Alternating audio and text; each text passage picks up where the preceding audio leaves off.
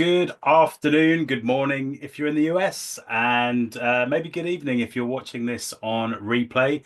And welcome to Gen CFO Talks. Now, Gen CFO Talks is not a boring leadership lecture, not a best practice pitch.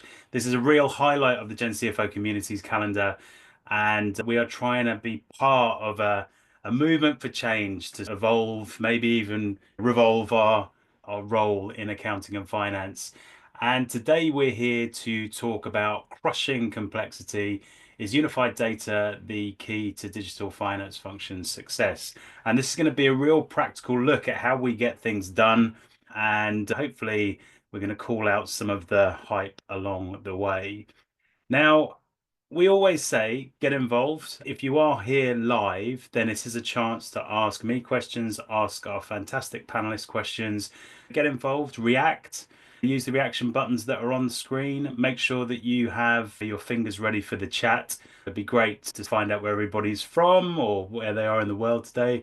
And also, this is recorded. So if you want to share this afterwards or you want to invite a colleague in if you like the conversation, then you can find that on the Gen CFO community where it will be published.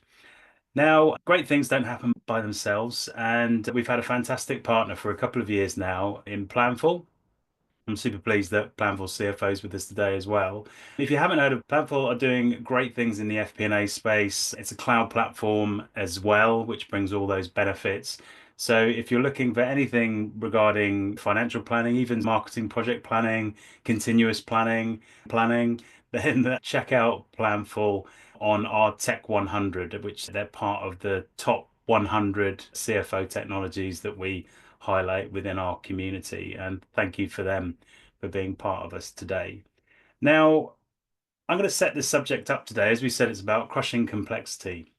But there's a bit of a paradox with the world of data and planning and arguably FP&A. The FP&A teams now are in high demand, right? That demand is coming from the fact that there's a ton of uncertainty in the world and that it's fueling the need for clarity and simplification of business forecasting, of planning. Yet that sort of complexity, which is external to the business, needs to be understood and navigated by FP&A teams.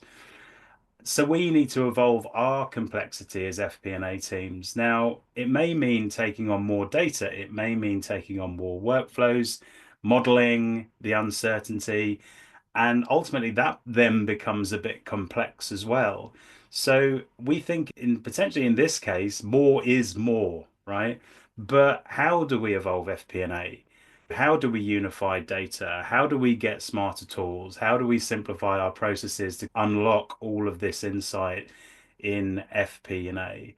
And that's what we're going to debate today. It gives me great pleasure to introduce you to two fantastic speakers. First of all, we have Shivi Jain, who is FP&A Transformation Director from Amex GBT. And we also, as I said, we have Dan Fletcher all the way from the US today, I think at the breakfast table, CFO Planful, who are here to unravel this one for us. So first things first, Shivi, I think as we said, there's a lot happening in the FP&A space. We're in uncertain times. Businesses want more from FP&A teams, and there are better tools and better ways of working out there. So why does this sort of complexity keep on increasing when we have all this stuff at our disposal? I think there are three main areas why we have this increasing complexity. One is the rapidly changing market conditions, especially at Amex GBT, being a corporate travel company. We have so many external factors that can have an immediate impact on our day-to-day running of the business, from geopolitical events, pandemics, fluctuating prices, regulatory changes that can all instantly impact the forecast that we were putting together as an FP&A team. And this leads to a team that needs to adapt quite quickly. And the next point is, of course, we have a growing demand from our business partners to provide real-time insights. They ask us to really give them real-time scenario planning, to put in a lot more what-if analysis, identify some predictive analytics if we can, to really tell them where we think things are going. and identify ways that we could potentially position ourselves better. So it could be something as simple as dynamic pricing. How does that impact us? Or personalizing some of the reporting just for some of these business partners. And then finally, one of the key reasons why we're getting so much complexity, even though we have better tools, is that even though we have better tools, we have a lot of teams working in silos. They just have inconsistent governance around how they manage their data. They all use information slightly differently, which means the definitions don't necessarily align. And I think these three factors really impact the complexity of the Yeah, business. that sets us up really nicely. Dan, what's your take on this complexity increasing?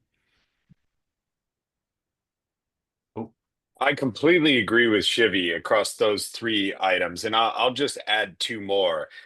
One is that as data and processes have moved out of manual spreadsheet, even paper workflows, we as a business community have gotten very good at generating data. We generate it through all of this tooling we have, all these systems. And so the data we available has increased exponentially. We've got a data-rich world now that we have to organize.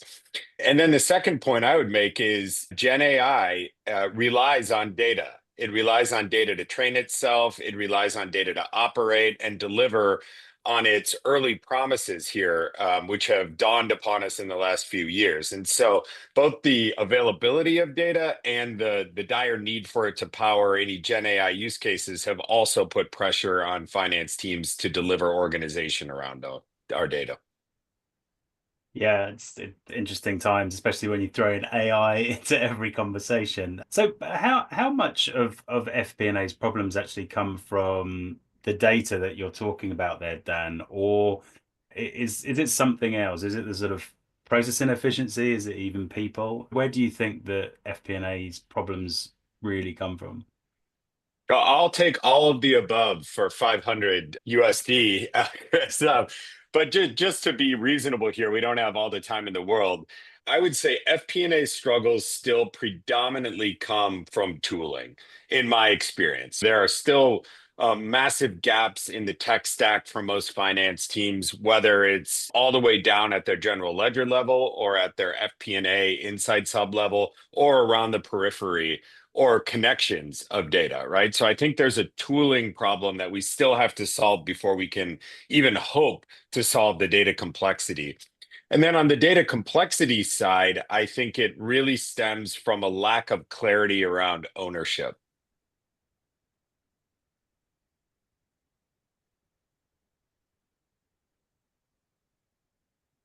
Oh, sorry, Dan.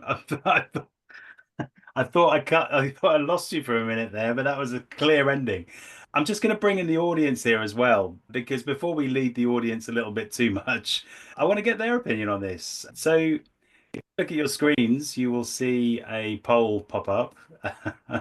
And the lovely picture there from Braveheart, if you remember that, if you're old enough. What's your biggest FP&A challenge today? And we've tried to split it into these areas. So disconnected data, slower manual workflows, lack of FP&A talent, or lack of business collaboration. And yeah, and before we lead everybody too much with that conversation, as you say, Dan, it could be all of the above, but it'd be good just to get single answers on that. While that's running, Shivi, where do you think it lies? Is it on the data side? Is it the tooling? Is it elsewhere? I think it's a mix of all three, but I do think a little more on the process side. I think realistically, especially going through the transformation program at GBT, what I've noticed is so much of the FP&A team's time is spent on gathering, cleansing, and validating the data instead of analyzing it. And this is, of course, happening because we've got a little bit of data chaos. It's spread across multiple systems. It's not really unified or connected in any way. So we've got ERPs, we've got CRMs, we've got HR. So all these different teams are using different tools, which leads to different information and therefore creating silos, which leads to process inefficiencies as well, because we've got so many of us so involved in just Excel. We're not moving away into the tool like we'd hoped to.